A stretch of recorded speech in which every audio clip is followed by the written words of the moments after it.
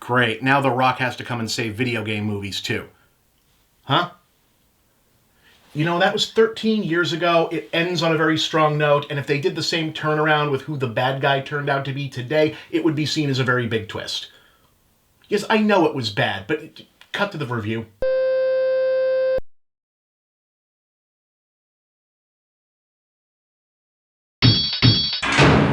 So a few years back, they rebooted the Tomb Raider games with a lot of attention given over to reimagining Lara Croft from a glibly ironic, sexy pinup version of Indiana Jones and/or James Bond and/or Doc Savage into a younger, more recognizably human incarnation that was more like a college-age female riff on John McClane or Ash Williams, i.e. heroes whose awesomeness was all about endurance. Instead of being cool because nothing ever touched them, they were cool because they kept kicking ass even though they were always bruised, beat up, bloody, and sweaty almost as soon as the action started. As a character design decision, it was an instantly iconic deconstructionist masterstroke, and then they went and applied a similar level of reinventive thoughtfulness to her characterization and to the game narrative itself. The new Tomb Raider movie reboot pretty much just does the first part. That's not to say the movie is bad because it's an almost shockingly wrong-headed adaptation of the game from which it takes most of its narrative and visual cues, though if you liked that game, prepare to be pretty annoyed for most of the runtime, but rather that it's bad because it's very clear that no attention was paid to anything other than getting Alicia Vikander over as this new version of Lara Croft, but only on a strictly aesthetic level. She's got the look, she's got the poise, she snaps into still-frame-ready action hero pose like a champion, and what must have been a small army of trainers, costumers, makeup technicians, stunt coordinators, and stand-ins have all endeavored to make absolutely sure that even though nothing else remotely interesting ever happens over the course of this interminably boring excuse for an action movie, the repeating tableau of Lara 2.0 power jogging through the generic jungle environment, cloaked in an artfully distressed tank top, cargo pants, and solid half-inch glaze of blood, sweat, and dirt, constantly looking like she just lost a fight with a tornado made of garden tools and then had to wrestle the first aid kit for band-aids and gauze is pretty damn iconic.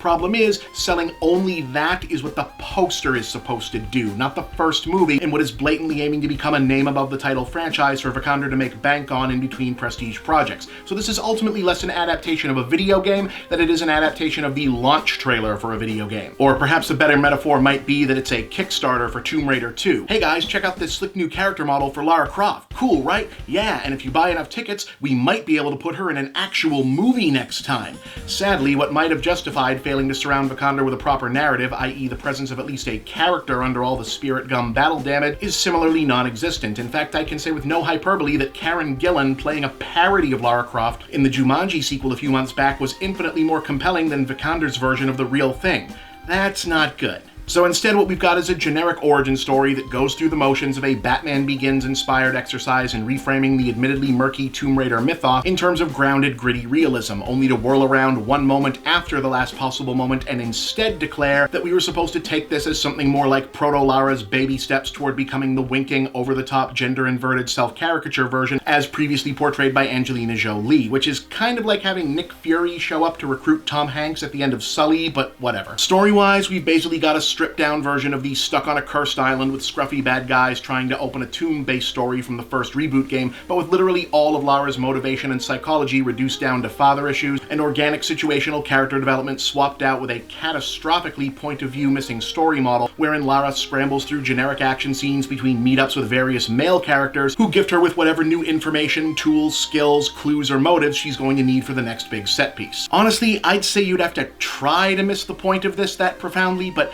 that would imply that anyone other than Vikander's agent was trying here. Hence the ultra-generic actual plot that's supposed to be all about looking for her missing father and fighting an Illuminati-esque secret society that plays out so lifelessly I almost got nostalgic for the at least notably bizarre version of the same setup from the Amazing Spider-Man movies. The main problem here is that Vikander really hasn't been given a character to play from scene to scene. There's no cohesive idea of who or what Lara is supposed to feel like, represent, or even simply be across her non-existent arc. So instead, she's just whatever generic protagonist archetype each individual scene requires. She's rebellious and down to earth for an overlong, streetwise, working-class punk prologue, then she's earnest and wounded for the surprise reveal that she's actually crazy rich but won't claim an inheritance because it would mean admitting her father was probably dead. She's street smart enough to outwit a whole gang of London bike messengers in one scene because wasn't everyone's favorite part of the Tomb Raider games the extended BMX chases, but then in another scene she gets easily rolled by pickpockets in Hong Kong to set up a she knows how to swing on rope scene. We're informed that she's an Oxford and or Cambridge ready genius who can can solve complicated Japanese puzzle boxes to advance the plot one moment, and then in the next she's clueless enough to play detective in Hong Kong without learning a word of Chinese first. Speaking of which, make sure to enjoy the many extended yet pointless scenes built around a thanklessly deployed Daniel Wu and an entire platoon's worth of nobly suffering yet hypothetically heroic Chinese slave laborers, repeatedly cut back to as reminders of where disposable generic would-be blockbusters hope to make their budget back these days.